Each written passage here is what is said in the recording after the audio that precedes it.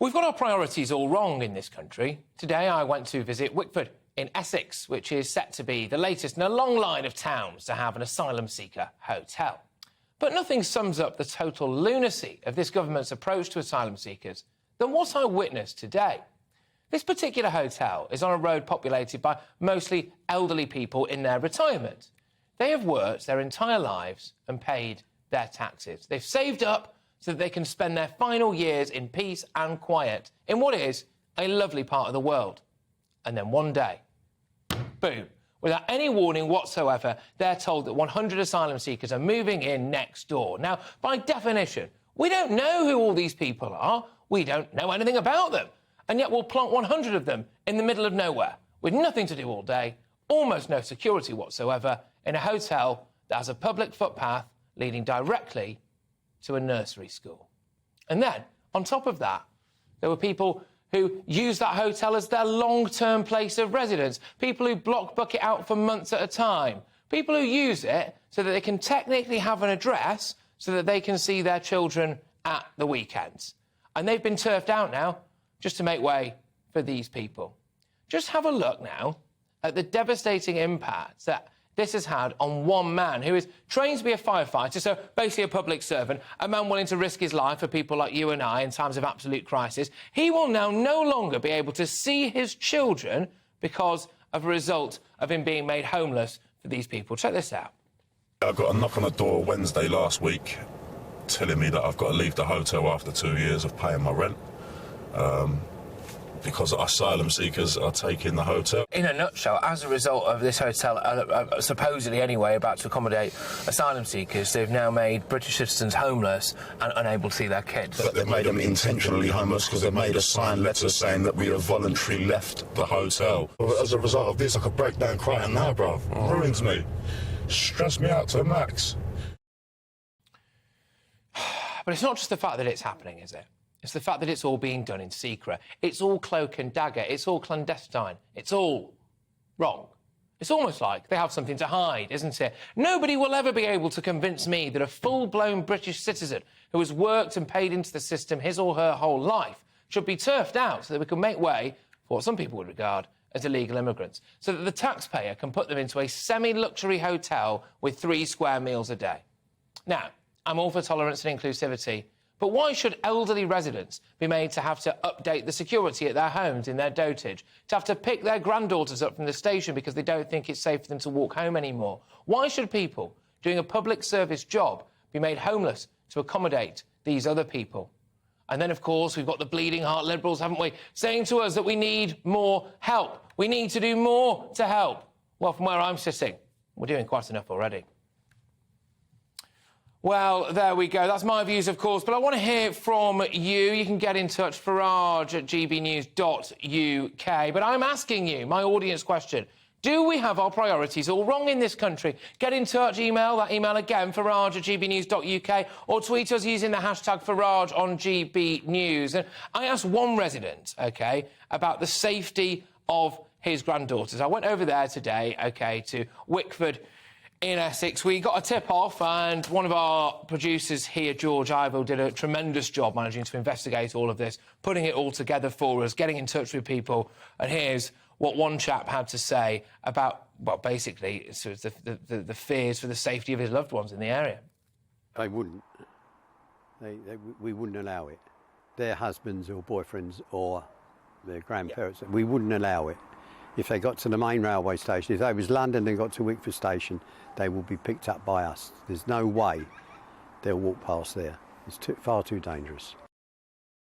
Yeah, that's David there, of course. But I also asked David about the local area and basically how safe he thought it was going to be going forward for locals. Just up there, there's a nursery school, and there's a direct footpath from the Chichester Hotel, goes through that field, straight to a nursery school? Back to the nursery. Straight to a nursery school? Straight outside the nursery gate. Goodness me. And there's 100 children in there. Gosh. Of all age from 6 months old to whatever, 5 or 6 years old. I feel completely let down by all the authorities, yeah. And I wasn't very happy with the reply I got from the Home Office either. Do you think you should be allowed to vote on this? Do you think local people should be allowed to vote on whether or not they want a migrant hotel? Yes, I do. And I've called a meeting this Wednesday, coming, the 13th, in the village hall. And so far, there's about 200 people turning up. We can't accommodate the amount of people that's going to turn up. So you can see the response. And people can say that it's racist. It's not racist. No, it's not racist, is it? It's about a matter of principle, basic safety and, frankly, common sense. But as I was chatting to David there, and thank you very much, David, I'm sure you are watching now. It was great to meet you and your lovely wife as well earlier on today. But somebody else got in touch, actually. They could see that we were doing an interview. That's what happens when you drive around in a big branded GBNews car. But they basically said, oh, look, my partner would like to talk to you. He's at work at the minute. He lives somewhere on that road anyway. And here's his number. Can you give him a bell? And so I did speak to this particular chap. He wished to remain anonymous. That's fair enough. He slammed the authorities for the lack of notice given. It's very distressing that nobody is informing us about anything that's going on that could jeopardise the safety of the community. Yeah, and I suppose there's an issue about what these people do all day as well, because there's not a lot to do around here, is there? Well, no. I mean, if they're hanging around your properties, eyeing it up, I don't know what's going to happen. My other half, she likes gardening. She's going to feel very intimidated not to go out in the front garden, and she might not be safe in this time there to be sitting in the back garden. That's another concern with the neighbours as well. He said exactly the same thing. So, really, this is just going to change your way of life? Oh, yeah, it would be just constant stress and worry, because I'm at work, the wife works at home and alone. There could be a serious problem. I can't get home quick enough. I can't get home quick enough. Just bear that in mind. Now, it's important to say that we're not trying to make out here that there's this picture of every single asylum seeker is some kind of threat, or every single person who's going to be in one of these hotels poses some kind of threat to wider society. It's the fact that we just don't know in a lot of cases, isn't it? And it's a matter of principle, and it's the secrecy of it as well. But I spoke to one of the residents who was actually evicted from this hotel. Now, he was on a long stay, OK? So he was basically there, he'd work there and get to see his kids at the weekends because that gave him, technically, an address, right? OK? So he does suffer from mental health issues. We have chosen to hide his identity, but I just want to warn you, ladies and gentlemen, this is moving stuff. Here's what he had to say after being evicted. I got a knock on the door Wednesday last week telling me that I've got to leave the hotel after 2 years of paying my rent. Because asylum seekers are taking the hotel. The Home Office have got a scheme going on. We all thought it was scaremongering, and then Saturday morning I got a knock at the door, have to move my clothes and move everything, so I moved everything to a staff room. They needed 32 rooms and there was 36, so they saved 4 for staff. They gave me a room, and then the owner of the hotel, the owner of the hotel, the leaseholder, he comes and calls a meeting for all the long-term stays. He said that he didn't know about the long-term stays, that our tenancies are invalid, and he wants us out.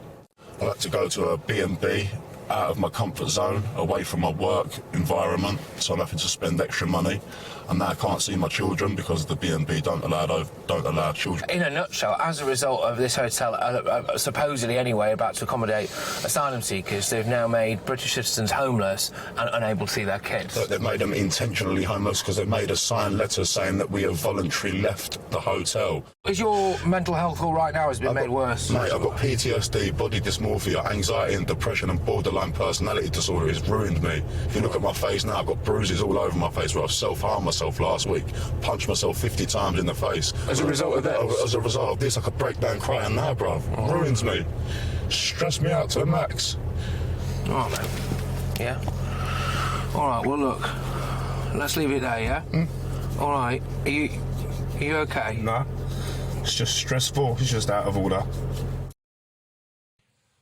Yeah, it was very difficult, that. Of course, it's much more difficult for that particular chap, and it just doesn't really make any sense to me. And so I decided that, OK, well, enough's enough of this now. There's only one thing for it. We have to actually go into this hotel and demand some answers. So here's what's happened. Well, look, the people here clearly want answers. I think we all want answers. There's a chance that this kind of thing is happening up and down the country. So let's go and try and speak to the management and see if we can get some of those answers. Doesn't appear to be too much security so far, which is potentially quite concerning.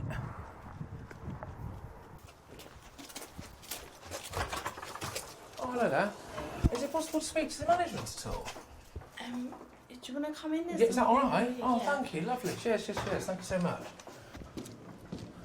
Gosh. Yeah. Oh, hello, mate. All right. Yeah. Thank you. You can leave. I'll ring the police. Is it possible to have a quick chat with you about what's happening at the hotel? It's just... Please. We just want to give you a right of reply on some quite serious allegations. So it's just, we've been told that potentially some people have been made homeless to accommodate the asylum seekers, and we just wondered if you would like to comment on that. Yeah, can you just tell us what you're going to do to make sure the place stays secure? Because there's a direct footpath to a nursery school there, and just wanted to make sure that none of the asylum seekers were going to be able to do anything about that now. Can you leave the building, please? You're actually like illegally entering the building. It's just a massive public interest, is the thing. But it's not, because it's actually been shut down. So, has the Home Office paid you a lot of money? Can you leave? That's fine. No worries. That's all right, mate. No, we've just got to give you the right to reply to some serious allegations. That's all. Guys, could you please leave? Are you going to consult any of the residents about this? Can you leave, please? Okay. All right. Fine. Fair enough. Cheers, guys. Thank you. Thank you. Cheers, mate. Take care. We won't put you in, mate. Right, well, there we go. Obviously, a bit of a no-comment interview there, but that's, to be honest with you, what we're expecting. We're quite surprised to get in, actually, but there we go. We reached out to the Home Office, who gave the following replies. So this is from the Home Office, OK? So they said this. This is exclusively to us, by the way. The use of hotels to house asylum seekers is unacceptable, and we are working with local authorities to find appropriate long-term accommodation across the United Kingdom. Decisions on members of the public who are temporarily residing at hotels are a matter for the hoteliers, and the Home Office instructs providers to carry out thorough diligence checks before any site is used. Well, there we go. I mean, to be honest with you, that site was pretty shoddy, so I'd be amazed if that passed any diligence checks. But we also wanted to contact the MP for Rayleigh and Wickford, Mark Francois, and unfortunately he wasn't able to appear on the show this evening. He was a busy man, that's fair enough, but he did give us very kindly this particular statement. He said, the hotel was previously used to temporarily house homeless people during the COVID pandemic, but this is somewhat different. As I understand it, no plans have yet been put into operation, but I will be contacting the Home Office, the local council, and of course the hotel owners tomorrow to understand exactly what is being proposed and when.